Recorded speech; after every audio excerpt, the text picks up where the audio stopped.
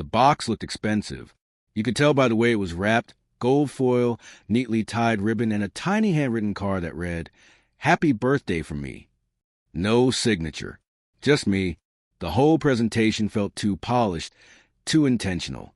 It didn't match the woman I married 10 years ago. Not anymore. When she called the next day, bright and breezy like nothing had changed, and asked, "So, how were the chocolates?" I didn't think twice. I told her the truth. "I gave them to your brother and his kid. Thought they'd enjoy them more." A pause. Then her tone flipped, sharp and brittle. "Are you kidding me?" she snapped. "You gave them away?" And then came the silence. Not the awkward kind, but the kind that drops like a slab of ice between two people. That was the moment I knew something was wrong. Really wrong. She wasn't angry. She was afraid. And when I heard her stop breathing on the line, heard the panic in the quiet, I felt it too. That slow, twisting dread, curling in my gut like we had both just realized we were caught in the same trap. I met Lena back when we were teaching at the same community college. She was sharp, quick-witted, a little rough around the edges. I liked that about her. Probably liked her more than I should have. We moved fast, married in under a year. But from the start, her family was a whole other beast. Her younger brother, Rami, had been struggling ever since his divorce. Single dad, trying to stay clean, always just one step from falling apart. Lena had a soft spot for him. She bailed him out more times than I could count. Paid for things she didn't tell me about. Hid his DUIs behind vague stories. I looked the other way, convinced myself it wasn't my place to question it. Families are messy. Everyone's got their version of loyalty. But after we split last fall, things blurred even more. We weren't enemies. We just stopped making sense. She stayed in the city. I moved out closer to my folks in the suburbs. We spoke every now and then. Still legally married, technically, but that was all. Then, out of nowhere, she called 2 weeks before my birthday. "Hey," she said, "mind if I send something small your way? Didn't think you remembered." I joked. "I always remember," she said. Something in that stuck with me. Not because it was sweet, but because it felt off, like a line from a script. Too precise. She asked, almost offhand, "Do Rami and Theo still visit sometimes?" "Yeah," I said. "They stop by once in a while." "Why?" She just said, "That's nice. You're kind," and hung up. So when I told her I gave the chocolates to them, I thought nothing of it. But her reaction, fear, not frustration, hit like a gut punch. "You did what?" she whispered. "I figured they'd like them," I said.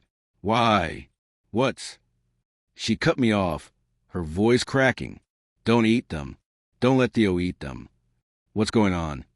I asked, suddenly ice cold inside. She hung up. 15 minutes later, I was calling every urgent care in the county. When I finally got Rami on the phone, I begged him not to let Theo eat any of the chocolates. He was confused. Then he said something that made my stomach drop. "Too late, man. He's like 5. He's just napping now." I was already halfway out the door, keys in hand. Theo was okay. That's the part one I have to say first. He was okay. The doctor said it was a light dose, just enough to cause drowsiness and nausea. But it wasn't just chocolate. They found prescription sedative in the mix, the kind that should never be near a child. Lena wasn't picking up her phone. Later that night, she texted a single line. "I didn't know they'd send that batch. I'm sorry." That batch? I brought the message to police. I didn't even know what I was reporting yet. But I couldn't not. That's when everything cracked open. Rami had been involved in something darker than Lena ever let on. Small-time trafficking of prescription meds, hidden in courier boxes and gifts to dodge suspicion. Lena had been trying to pull him out, to fix things quietly. Maybe she thought using my name would protect the package. Or maybe she didn't think they'd use me again. Either way, she never intended for me or Theo to eat any of it. She admitted to it later. Said she was trying to keep it out of Rami's hands. That the gift was a distraction, a detour, a failed plan. But I told her that wasn't enough. Not anymore. I filed for divorce. A real one this time. No more gray zones. No more halfway endings. I blocked her number, told her not to contact me again. And the hardest part is, I still believe she didn't mean to hurt anyone.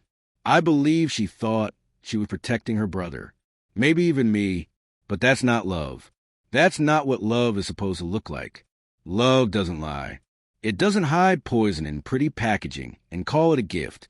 It doesn't risk children's lives in the name of loyalty. Sometimes people try to do the right thing with all the wrong tools: secrets, silence, deception. They think they're shielding you, when all they're doing is pulling you deeper into the dark with them. I don't know what'll happen to Lena or Rami. All I know is this: one box of chocolates almost destroyed 3 lives. Next year, if anyone sends me anything for my birthday, I'm not opening it. I'm not even keeping it. I'm throwing it straight in the trash.